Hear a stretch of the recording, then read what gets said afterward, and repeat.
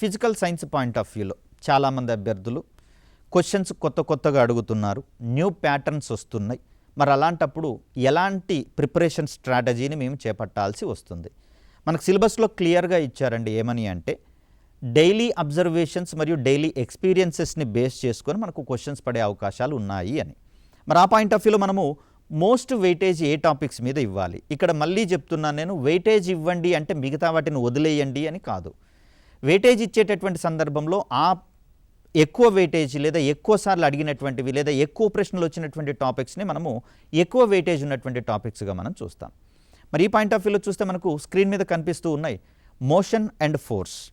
ఇక్కడ ఈ ఏరియా నుంచి క్వశ్చన్ లేకుండా ఏ పేపరు ప్రిపేర్ అయ్యే అవకాశం లేదండి. మోరోవర్ ఇక్కడ ఉన్నటువంటి కాన్సెప్ట్స్ ఏవైతే ఉన్నాయో ఇవి science and technology point of వ్యూలో కూడా మనకు కొంచెం కీలకమైనటువంటి భూమికను పోషిస్తాయి. కాబట్టి ఒక రకంగా సైన్స్ అండ్ టెక్నాలజీకి సంబంధించినటువంటి బేసిక్స్ కూడా ఉన్నటువంటి టాపిక్గా దీన్ని మనం చూస్తాం. దీంట్లో చలనం అంటే ఏంటి, దాని తర్వాత వేగం అంటే ఏంటి, వేగంలో రెండు కాన్సెప్ట్స్ మనకు కనిపిస్తున్నాయి. వడి అంటే ఏంటి, వేగం అంటే ఏంటి, రెండింటి మధ్య మనకు సిమిలారిటీస్ అండ్ డిఫరెన్సెస్ అనేటటువంటి అంశాలు కూడా చెప్పారు. కాబట్టి మరి ఈ రెండింటి మధ్య ఉన్నటువంటి భేదాలు ఏంటి, వీటిని ముఖ్యంగా మనకు స్టేట్మెంట్ రిలేటెడ్ క్వశ్చన్స్గా అడిగేటటువంటి అవకాశాలు ఉంటాయి. అంటే స్పీడ్కి సంబంధించినటువంటి కొన్ని అంశాలు ఇచ్చి, వెలాసిటీకి సంబంధించినటువంటి కొన్ని అంశాలు ఇచ్చి, వీటికి సంబంధించి సరైనటువంటి స్టేట్మెంట్స్ని గుర్తించండి అనే టైపు క్వశ్చన్స్ మనల్ని అడిగే అవకాశం ఉంది. దీని తర్వాత త్వరణం అంటే ఏంటి, యాక్సిలరేషన్ అంటాం. అంటే ఒక వస్తువు సమాన కాల వ్యవధుల్లో సమాన వేగాలను గనక పొందుతూ ఉంటే దాన్ని మనము యాక్సిలరేషన్ పాయింట్ ఆఫ్ వ్యూలో మనం చెప్పుకుంటూ ఉంటాం. సో వేగంలో వచ్చేటటువంటి మార్పు రేటుని మనము యాక్సిలరేషన్, ఇలా రకరకాల డెఫినేషన్స్ ఉన్నాయి. బట్ వాటి యొక్క అప్లికేషన్స్ మీద మనకు ప్రధానంగా దృష్టి సారించడం మంచిది. ముఖ్యంగా ఇక్కడ ఇంకొక అంశం ఏంటంటే అప్లికేషన్స్ పాయింట్ ఆఫ్ వ్యూలో ఎక్కడైతే అప్లికేషన్స్ ఉంటాయో ఆ పాయింట్ ఆఫ్ వ్యూలో మనకు అసర్షన్ మరియు రీజనింగ్ టైప్ ఆఫ్ క్వశ్చన్స్ కూడా పడే అవకాశం ఉంది. ప్రీవియస్ ఇయర్ క్వశ్చన్స్లలో మ్యాక్సిమం ఈ ఏరియాలో మనకు అసర్షన్ రీజనింగ్ క్వశ్చన్స్ రాలేదు. అంత మాత్రం చేత రావు అనేటటువంటి కాన్ఫిడెన్స్ తోటి మనం ఉండకూడదు. అది కొంచెం ప్రమాదకరమైనటువంటి ధోరణి. కాబట్టి ముందే దానికి సంబంధించినటువంటి ఒక క్లారిటీ ఇచ్చే ప్రయత్నం చేస్తాను మీకు. కొన్ని అంశాలను గమనిస్తే ఈ కారణం వల్ల ఈ దృగ్విషయం ఏర్పడుతుంది అని చెప్తాం. ఫర్ ఎగ్జాంపుల్ సంపూర్ణాంతర పరావర్తనం ధర్మం ఉంది కదా, ఈ సంపూర్ణాంతర పరావర్తన ధర్మం వల్ల ఇంద్రధనస్సు ఏర్పడుతుంది. కాబట్టి ఇంద్రధనస్సు ఏర్పడడంలో ఇమిడి ఉన్నటువంటి సూత్రం ఏంటి అంటే సంపూర్ణాంతర పరావర్తనము అని చెప్తాం. ఏ దృగ్విషయానికైతే ఒక కారణం ఉంటుందో, ఒక హేతువు ఉంటుందో, ఒక రీజన్ ఉంటుందో, ఈ పాయింట్ ఆఫ్ వ్యూలోనే మనకు assertion reasoning type of questions పడతాయి. సాధారణంగా అందరికీ తెలిసినటువంటి విషయమే. ఇక్కడ హేతు ఉన్న దగ్గరే కాదు, అప్లికేషన్లు ఉన్నటువంటి దగ్గర కూడా మనకు ఈ అసర్షన్ మరియు రీజనింగ్ టైప్ ఆఫ్ క్వశ్చన్స్ పడే అవకాశం ఉంది. ఫర్ ఎగ్జాంపుల్ దృశ్యతంతువులు మనకు దాదాపుగా పరిచయం లేని పదం, కానీ దీని ఒరిజినల్ నేమ్ ఇంగ్లీష్లో చెప్తే మీరు ఈజీగా గుర్తుపట్టేస్తారు. ఆప్టికల్ ఫైబర్ కేబుల్స్ అంటాం చూడండి. ఏ ఇల్లు కూడా ఓఎఫ్సి కనెక్షన్ లేకుండా ప్రస్తుత రోజులలో లేదు. క్లియరా? మరి ఈ సందర్భంలో ఓఎఫ్సిలో ఉండేటటువంటి సూత్రం ఏంటంటే అక్కడ కూడా సంపూర్ణాంతర పరావర్తనమే, టోటల్ ఇంటర్నల్ రిఫ్లెక్షన్ అంటాం. మరి ఓఎఫ్సి లేని ఇల్లు లేదు, ఓఎఫ్సిని చూడని కన్ను కూడా లేదని చెప్పుకోవచ్చు. అంటే ప్రతి చోట దీని యొక్క అప్లికేషన్ మనం చూస్తున్న పాయింట్ ఆఫ్ వ్యూలో దాంట్లో ఏ ధర్మాలు ఉంటాయి అనేటటువంటి పాయింట్ కనుక మీరు అనాలిసిస్ చేసుకోగలిగితే, ఒక కంప్లీట్ ఇన్ఫర్మేషన్ మీ దగ్గర కనుక ఉండగలిగితే క్వశ్చన్ కాన్సెప్ట్ చెప్పడం చాలా ఈజీ. దీంట్లో బహుళ పరావర్తనం అనేటటువంటి ధర్మం కూడా ఉంది. ఒకవేళ సార్ మీరు ఓన్లీ సంపూర్ణాంతర పరావర్తనమే చెప్పారు కదా, ఆప్షన్స్లలో అది లేదు అంటే లేకుండా చేయడమే కదా ఎగ్జామినర్ యొక్క స్ట్రాటజీ. ఏంటంటే మీకు తెలిసిన ఆన్సర్ ఇస్తే ఈజీగా ఆన్సర్ చేస్తారు, అందరికీ ఒకటే మార్కులు వచ్చే ప్రమాదం కూడా ఉంటుంది. మరి ఒక మెరుగైనటువంటి అభ్యర్థిని నేను ఎంపిక చేసుకోవాలి అంటే సిలబస్ పరిధిలో ఉన్నటువంటి అన్ని అంశాలు మీకు తెలుసా లేదా టెస్ట్ చేయాలి అంటే మీకు తెలియని కొన్ని కామన్ అండర్స్టాండింగ్లో లేనటువంటి పాయింట్లను కూడా అడిగే ప్రయత్నం చేస్తారు. ఆ పాయింట్ ఆఫ్ వ్యూలో ఓఎఫ్సీలలో బహుళ పరావర్తనాలు ఉంటాయి. అంటే ఒక తరంగము ఒక్కసారి కాకుండా మల్టిపుల్ టైమ్స్ ఇలా అది పరావర్తనం చెందేటటువంటి ప్రయత్నం చేస్తుంది. కాబట్టి ఓఎఫ్సీలు పనిచేయడంలో ఇమిడి ఉన్న సూత్రం ఏంటి అంటే సాధారణంగా మనందరికీ తెలిసిందే సంపూర్ణాంతర పరావర్తనం. దీన్ని కొంచెం మార్చి బహుళ పరావర్తనం అనే ధర్మం కనుక పెట్టారనుకోండి, మనకు అది తెలియదు కాబట్టి వదిలేస్తాం మనం. కాబట్టి క్వశ్చన్ను కూడా అటెంప్ట్ చేసే ప్రయత్నాలు కొన్ని సందర్భాల్లో చేసే ప్రయత్నం కూడా ఉండదు. మరి ఆ పాయింట్ ఆఫ్ వ్యూలో ఒకవేళ సంపూర్ణాంతర పరావర్తనం మాత్రమే మనకు తెలుసు కాబట్టి, ఈ ధర్మం మనకు లేదు కాబట్టి దాన్ని కరెక్ట్ కాదు అని చెప్పేసి తీసేసే ప్రమాదం కూడా ఉంటుంది. కాబట్టి మరి నెగిటివ్ మార్క్స్ ఉన్న సందర్భంలో ఇది మనకు ఒక మార్కును దూరం చేసేటటువంటి ప్రమాదం కూడా ఉంటుంది. కాబట్టి పూర్తి స్థాయిలో సిలబస్ని పరిశీలించి అధ్యయనం చేసుకోవాల్సినటువంటి పరిస్థితి. ఇక సెకండ్ టాపిక్ విషయానికి వచ్చేసరికల్లా మనకు వర్క్, ఎనర్జీ అండ్ పవర్, పని, శక్తి మరియు సామర్థ్యము అనేటటువంటి విషయంలో. దీంట్లో మెయిన్ కాన్సెప్ట్ ఏంటి అంటే శక్తి పరివర్తన మీద ప్రధానంగా మనకు క్వశ్చన్స్ పడే అవకాశం ఉంటుంది. మోరోవర్ సౌరశక్తి అనేది డాష్ అని అడుగుతాడు. అంటే సౌరశక్తి మనకి ఎలా ఉపయోగపడుతుంది అంటే రెండు రకాలుగా ఉపయోగపడుతుందండి. ఎలా? ఇది ఉష్ణశక్తి రూపంలో ఉపయోగపడుతుంది. మనకు సోలార్ కుక్కర్స్లలో ఉన్నటువంటి సూత్రం ఇదే. ఇది సౌరశక్తిని ఉష్ణశక్తిగా మార్చి మనకు వంట అవసరాల కోసం ఉపయోగపడుతుంది. తిరుమల తిరుపతి దేవస్థానం కావచ్చు, షిరిడి సంస్థాన్ ట్రస్ట్ కావచ్చు, వీరు భక్తులకు అవసరమయ్యేటటువంటి ఆహార పదార్థాలను వండి పెట్టేటటువంటి ప్రయత్నంలో వీరు సోలార్ హీటింగ్ డివైజెస్ని వాడుతున్నట్లుగా మనకు వార్తలలో ఉంది. కాబట్టి మన పాయింట్ ఆఫ్ వ్యూలో సోలార్ కుక్కర్లు అనేవి సౌరశక్తిని ఉష్ణశక్తిగా మారుస్తాయి. మరి సోలార్ సెల్ పరిస్థితి ఏంటి సార్ అని అడుగుతారా? ఇక్కడ సోలార్ సెల్ అనేది సౌరశక్తిని విద్యుత్ శక్తిగా మార్చేటటువంటి ప్రయత్నం చేస్తుంది. శక్తి అనేటటువంటి పాయింట్ ఆఫ్ వ్యూలో ఇలాంటి అప్లికేషన్స్ మనకు ఎక్కువ పడేటటువంటి అవకాశం ఉంది. కాబట్టి సాధ్యమైనంత ఎక్కువ సమాచారాన్ని ఇక్కడ మనము సేకరించి పెట్టుకోవాల్సి ఉంటుంది. ముఖ్యంగా మనకు కానిస్టేబుల్ అభ్యర్థులకు సిలబస్ యొక్క సరళిని కనుక గమనిస్తే ఇంటర్మీడియట్ స్టాండర్డ్ అని మెన్షన్ చేయడం జరిగింది. మరి ఆ పాయింట్ ఆఫ్ వ్యూలో ఎస్ఐ కానిస్టేబుల్స్ కొంచెము ఇన్డెప్త్ సమాచారాన్ని తెలుసుకుంటేనే బెటర్. సో ఆ పాయింట్ ఆఫ్ వ్యూలో చూస్తే మనకి ఇక్కడ కైనెటిక్ ఎనర్జీ మరియు పొటెన్షియల్ ఎనర్జీ అనేటటువంటి పేర్లు కూడా మనకు మెన్షన్ చేయడం జరిగింది. అంటే ఏ వస్తువులకు కైనెటిక్ ఎనర్జీ ఉంటుంది, ఏ వస్తువులకు పొటెన్షియల్ ఎనర్జీ ఉంటుంది. కైనెటిక్ ఎనర్జీ అంటే గతిజ శక్తి అంటాం. గతిజ శక్తి అంటే ఏం లేదండి, చలించేటటువంటి వస్తువులకు లేదా గమనంలో ఉన్నటువంటి వస్తువులకు ఉండేటటువంటి శక్తినే మనము గతిజ శక్తి అంటాం, కైనెటిక్ ఎనర్జీ అంటాం. చలనంలో ఉన్నటువంటి వస్తువు. సపోజ్ ఒక చిన్న బుల్లెట్ని చూడండి, రేపు మీకు వాటితోటే పని ఉంటుంది, అది జాబ్ వచ్చిన తర్వాత. దీన్ని చేతితో విసిరేసినటువంటి సందర్భాన్ని ఒకసారి ఊహించండి. అదే బుల్లెట్ని గన్లో ఉంచి కాల్చిన సందర్భంని ఒకసారి ఊహించండి. రెండింట్లలో తేడా ఏమీ లేదు. అదే బుల్లెట్ చేతి నుంచి వెలువడింది, అదే బుల్లెట్ గన్నులోంచి వెలువడింది కూడా అదే బుల్లెట్. కాకపోతే రెండింట్లో ఒక తేడా ఎక్కడొస్తుంది అంటే దాని యొక్క వేగాలలో వస్తుంది. చేతి నుంచి వెలువడినటువంటి బుల్లెట్ తక్కువ దూరం మాత్రమే ప్రయాణిస్తుంది. అదే గన్లో నుంచి వచ్చినటువంటి బుల్లెట్ ఎక్కువ దూరాలు ప్రయాణించేటటువంటి ప్రయత్నం చేస్తుంది. ఎందుకు అంటే దానికి అధిక వేగాన్ని సమకూర్చేటటువంటి సాధనంగా మనం ఆ గన్నును చూస్తాం. చేతి నుంచి విసిరినప్పుడు అంత వేగాన్ని దానికి ఇవ్వడానికి పాసిబిలిటీ ఉండదు. కాబట్టి తక్కువ దూరాన్ని మాత్రమే ప్రయాణిస్తుంది. మరి ఎక్కువ వేగం ఉండడం వల్ల ఏంటి సార్ దానికి లాభం అంటే పెనిట్రేషన్ పవర్ పెరుగుతుంది, చొచ్చుకొని పోయేటటువంటి సామర్థ్యం పెరుగుతుంది. కాబట్టి పాయింట్ రేంజ్లో కనుక పెట్టుకొని పేల్చినప్పుడు స్కల్ నుంచి కూడా అది బయటకు వచ్చేటటువంటి ప్రయత్నం జరుగుతుంది. అదే నార్మల్గా మీరు ఇలా విసిరేసి చూడండి, వేగం లేదు కాబట్టి దానికి అంత సినిమా ఉండదు. కాబట్టి కైనెటిక్ ఎనర్జీ అంటే ఏంటి అంటే ఒక వస్తువుకి వేగాన్ని సమకూర్చినప్పుడు దానికి ఉండేటటువంటి శక్తిని మనము కైనెటిక్ ఎనర్జీ అంటాం. పొటెన్షియల్ ఎనర్జీ అంటే ఒక వస్తువు యొక్క స్థితిని బట్టి వచ్చేటటువంటి ఆ శక్తినే మనము లేదా సామర్థ్యాన్ని మనము స్థితిజ శక్తి అంటాం. నెత్తి మీద ఉన్నటువంటి ఫ్యాన్ పొరపాటున కింద పడింది అనుకోండి, ఏదైనా వస్తువు ఉంటే డ్యామేజ్ జరుగుతుంది. ఎవరైనా మనుషులు ఉంటే కనుక అక్కడ తల బుప్పి కట్టేటటువంటి ప్రయత్నం జరుగుతుంది.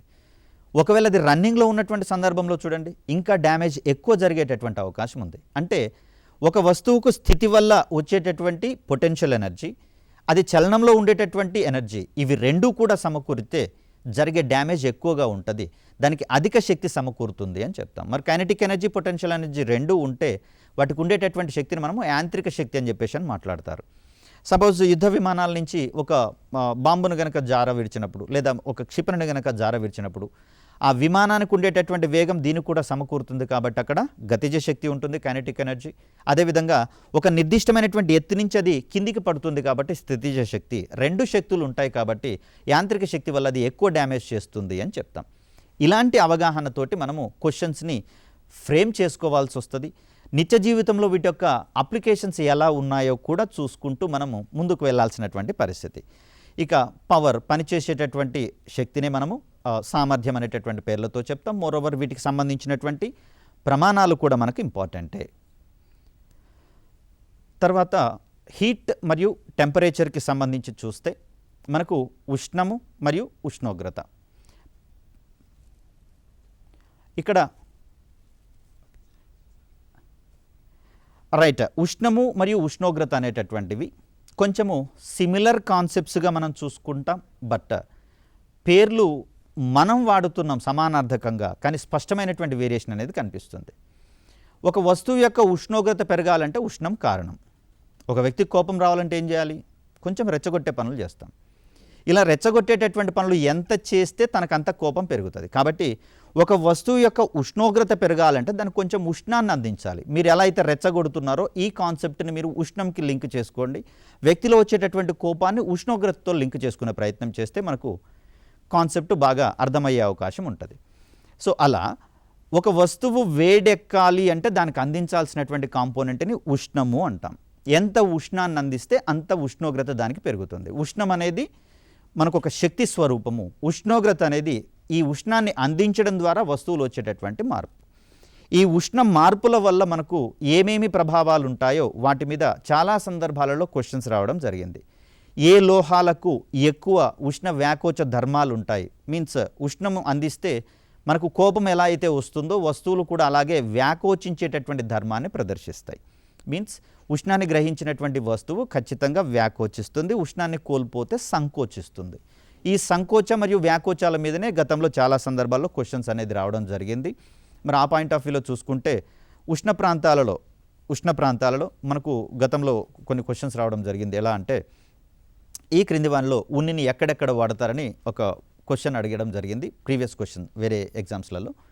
సో ఆ సందర్భంలో ఏం చేస్తారు అంటే మనకు సాధారణంగా ఉన్ని వస్తువులు లేదా ఉన్ని దుస్తులు ఎక్కడ అవసరం అవుతాయంటే మోస్ట్లీ మనం చలి పెట్టేటటువంటి ప్రదేశాల్లోనే అనుకుంటాం. కానీ ఉష్ణమును అది ప్రసారం చేయనివ్వదు కాబట్టి, ఉన్ని అనేది ఒక ఉష్ణ బంధకంగా ప్రవర్తిస్తుంది కాబట్టి ఈ సందర్భాల్లో కేవలం చలి ప్రాంతాల్లోనే కాదు ఉష్ణ ప్రాంతాల్లో కూడా దాని యొక్క అప్లికేషన్ ఉండొచ్చు కదా. ఆ పాయింట్ ఆఫ్ వ్యూలో మన యొక్క అవేర్నెస్ని పెంచుకునేటటువంటి ప్రయత్నం చేయాలి. సో ఒక కాన్సెప్ట్ ఎన్ని మల్టిపుల్ ఏరియాస్లలో యూజ్ అవుతుందో తెలుసుకోగలిగితే ఈ పాయింట్లో మనము ఆ క్వశ్చన్కి ఆన్సర్ని చేయడానికి మనకు అన్ని అవకాశాలు ఎక్కువగా ఉంటాయి. మోస్ట్లీ మనకు నెగిటివ్ ఆన్సరింగ్ ఉంది కాబట్టి ఈ పాయింట్ ఆఫ్ వ్యూలో వీలైనంత ఎక్కువ సమాచారాన్ని చదివితేనే మన యొక్క ప్రిపరేషన్ పూర్తయినట్లుగా మనం భావించాల్సి వస్తుంది. ఇక మరొక కాన్సెప్ట్ ఎలక్ట్రిసిటీకి సంబంధించి. విద్యుత్ రాకతోటి మనకు రెండవ పారిశ్రామిక విప్లవం కూడా ఏర్పడినట్లుగా మనం చూస్తున్నాం. ఆవిరి యంత్రంతో మొదటి పారిశ్రామిక విప్లవం వస్తే విద్యుత్ రాకతోటి రెండవ పారిశ్రామిక విప్లవం ప్రపంచవ్యాప్తంగా ఏర్పడిందని, దీనివల్ల మాస్ ప్రొడక్షన్ అంటే సామూహికంగా ఎక్కువ వస్తువులను ఉత్పత్తి చేసేటటువంటి దశకు పారిశ్రామికీకరణ జరిగిందని చెప్పేసి చెప్పుకుంటాం. బట్ బేసిక్ కాన్సెప్ట్స్ విషయంలో మనకు కరెంట్ అంటే ఏంటి, వోల్టేజ్ అంటే ఏంటి, రెసిస్టెన్స్ అంటే ఏంటి, మరి ఈ కాన్సెప్ట్స్ వల్ల ఉండేటటువంటి సాధారణమైనటువంటి ప్రయోజనాలు మనకు ఎలా వస్తున్నాయి, ఈ పాయింట్ ఆఫ్ వ్యూలో క్వశ్చన్స్ పడే అవకాశం ఉంది. రెసిస్టెన్స్ వల్ల గమనించండి, ఐరన్ బాక్స్ పనిచేస్తుంది, ఫ్రిడ్జ్ పనిచేయడంలోనూ అదేవిధంగా ఆటోమేటిక్ ఐరన్ బ్యాగ్స్ పనిచేయడంలోనూ రెసిస్టెన్సే ప్రధానమైనటువంటి భూమిక. గతంలో మనం చూసినటువంటి ఫిలమెంట్ బల్బ్ ఒకటి చూసాం చూడండి, అదేవిధంగా ఎలక్ట్రిక్ హీటర్లు పనిచేయడంలో వీటిలలో కూడా రెసిస్టెన్స్దే ప్రధానమైనటువంటి భూమిక. దీన్ని మనకు మోషన్ అనేటటువంటి టాపిక్, చలనంలో అనేటటువంటి టాపిక్లోని ఫ్రిక్షన్ ఘర్షణ బలాలతో కూడా దీన్ని మనం లింక్ చేసుకొని చదివేటటువంటి పరిస్థితి. కాబట్టి సాధారణంగా వస్తువులలో ఫ్రిక్షన్ అనేటటువంటిది ఎలా పనిచేస్తుందో ఎలక్ట్రిసిటీ అనేటటువంటి కాంపోనెంట్లో రెసిస్టెన్స్ అనేది కూడా అలాగే పనిచేస్తుంది అని చెప్తాం. కాస్త దీనికి కొంచెం హ్యూమన్ని కూడా జోడించుకుంటే మనకు కాన్సెప్ట్స్ ఈజీగా అర్థమయ్యేటటువంటి అవకాశం ఉంటుంది. ఏంటంటే కరెంట్ అంటే ఏంటి అంటే ఒక పదార్థము తన గుండా ఎలక్ట్రాన్లను ప్రవహింపనిస్తే ఆ ఫ్లో ఆఫ్ ఎలక్ట్రాన్స్ని మనం కరెంట్ అని చెప్తాం.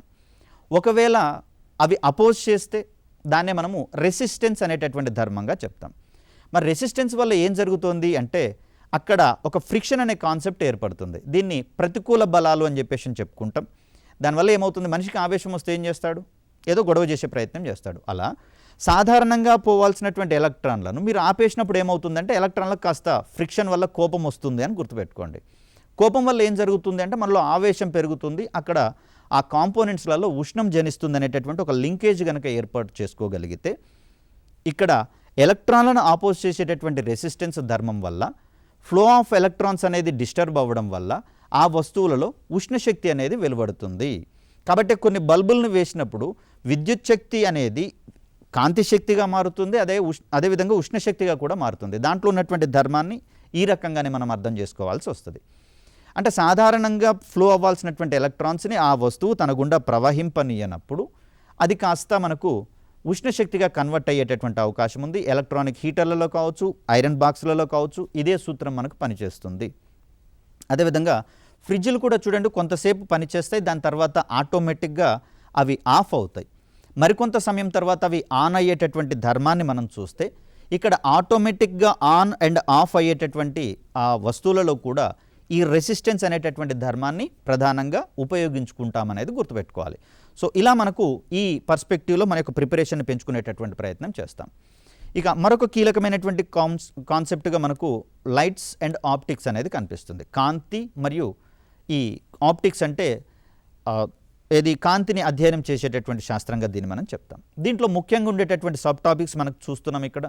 రిఫ్లెక్షన్, రిఫ్రాక్షన్, పరావర్తనము మరియు వక్రీభవనాలకు సంబంధించి, అదేవిధంగా దర్పణాలు మరియు lenses, human I, defects of vision అంటే దృష్టి దోషాలు అంటాము, స్కాటరింగ్ కాంతి యొక్క పరావర్తన ధర్మాలు. ముఖ్యంగా దీంట్లో మనము జాగ్రత్తగా చూస్తే సిమిలారిటీస్ ఉన్న టాపిక్స్ ఉన్నాయండి కొన్ని. అవి రిఫ్లెక్షన్, రిఫ్రాక్షన్ రెండింటి మధ్య సిమిలారిటీస్ ఉంటాయి, అఫ్కోర్స్ డిఫరెన్సెస్ కూడా ఉన్నాయి. దీన్ని పోల్చి చూసుకుంటూ చదువుకోగలిగితే ఈజీగా మనకు అర్థమయ్యే అవకాశం ఉంటుంది. సో రిఫ్లెక్షన్ అనేది ఏమో ఒక తలం మీద లేదా ఒక వస్తువు యొక్క ఉపరితలం మీద పడినటువంటి కాంతి ఒక తలంలో ప్రయాణిస్తూ అదే తలంలోకి వెనక్కి వస్తే దాన్ని మనం రిఫ్లెక్షన్ అంటాం. అద్దంలో ఒక కాంతిని కనుక మీరు పతనం అయ్యేటట్టు చేసినప్పుడు అదే తలంలోకి అది వెనకకు వస్తుంది, అంతేగాని అద్దం వెనక వైపుకు వెళ్ళే ప్రయత్నం చేయదు. రిఫ్రాక్షన్ అనేది టోటల్గా డిఫరెన్స్. ఏంటి అంటే ఒక యానకం గుండా కాంతి ప్రయాణిస్తూ అది మరొక యానకంలోకి ప్రవేశించేటటువంటి సందర్భంగా దాని యొక్క ధర్మాలు ఎలా మారుతాయని చెప్పేదే రిఫ్రాక్షన్, వక్రీభవనము. ఇక్కడ వక్రీభవనం ఏర్పాటు కావాలి అంటే ఒక తలము మరియు రెండు విభిన్నమైనటువంటి యానకాలు ఉండాల్సి వస్తాయి. ఆ రెండు యానకాల మధ్యలో ఉండేటటువంటి విభాజక తలం దగ్గర కాంతి యొక్క ధర్మాలు మారుతాయి అని చెప్తాం. మరి ఈ ధర్మాలు మారడం వల్ల ఎలాంటి అనువర్తనాలు కలుగుతున్నాయి, ఈ పాయింట్ ఆఫ్ వ్యూలో మనకు క్వశ్చన్స్ పడే అవకాశం ఉంటుంది. సాధారణంగా ఏదైనా స్విమ్మింగ్ పూల్ ఉన్న సందర్భంలో ఈత వస్తేనేమో ఈత కొట్టడానికి దిగుతాం. రాని వాళ్ళు ఏం చేస్తారు అంటే ఒడ్డు మీద కూర్చొని కాస్త కాళ్ళు లోపలికి జార విడిచి ఆడుకోవడం మనం చూస్తాం. బయట నుంచి చూసినప్పుడు లోపల ఉన్నటువంటి కాలు కాస్త బెండ్ అయినట్లుగా కనిపిస్తుంది. దీనికి దోహదపడేటటువంటి దృగ్విషయం ఏంటి అనే పాయింట్లో మనకు సాధారణమైనటువంటి అవగాహన రీత్యా వీటిని మనం అర్థం చేసుకోవాల్సి వస్తుంది. అదేవిధంగా మనకు ఏదైనా షాప్కి వెళ్ళినటువంటి సందర్భంలో అక్కడ టేబుల్ మీద ఒక గ్లాస్ ఆఫ్ వాటర్, గాజు గ్లాసులో ఉంటాయి, ఒక నిమ్మకాయని పెడతారు. సో ఇక్కడ నిమ్మకాయని ఎందుకు పెట్టారనే కోణంలో మనకు అవసరం లేదు, కానీ ఆ నిమ్మకాయ గ్లాస్ నీళ్ళలో ఉన్నప్పుడు సాధారణ పరిమాణం కంటే పెద్దగా కనిపిస్తుంది. దాని వెనకాల ఉన్నటువంటి సూత్రం ఏంటి, ఈ పాయింట్ ఆఫ్ వ్యూలో మనల్ని క్వశ్చన్స్ అడిగే అవకాశం ఉంది. సిలబస్లోనే చెప్పారు కాబట్టి డైలీ ఎక్స్పీరియన్సెస్ మరియు అబ్జర్వేషన్స్ అన్నారు కాబట్టి మరి ఈ పాయింట్ ఆఫ్ వ్యూలోనే క్వశ్చన్స్ని మనం చూడాల్సి వస్తుంది. రైట్, మిర్రర్స్ మరియు లెన్సెస్ వీటి మధ్యలో కూడా సిమిలారిటీస్ చాలా వరకు ఉన్నాయి. దర్పణాలు మరియు కటకాలు అని చెప్పేసి అంటున్నాం. సో దీంట్లో కుంభాకార కటకాలు, పుటాకార కటకాలు, అదేవిధంగా కుంభాకార దర్పణాలు మరియు పుటాకార దర్పణాలు. కుంభాకార దర్పణానికి పుటాకార కటకానికి సిమిలారిటీస్ ఉంటాయి. అదేవిధంగా పుటాకార దర్పణానికి కుంభాకార కటకానికి మధ్యలో మనకు ఆ సిమిలారిటీస్ మనకు కనిపిస్తాయి. కాబట్టి ఆ పాయింట్ ఆఫ్ వ్యూలో ఈ సిమిలారిటీస్ని దృష్టిలో పెట్టుకొని మనము ఒకటేసారి వాటిని కనుక చదువుకోగలిగితే అవి మనకు ఈజీగా సింక్ అయ్యేటటువంటి అవకాశం ఉంది.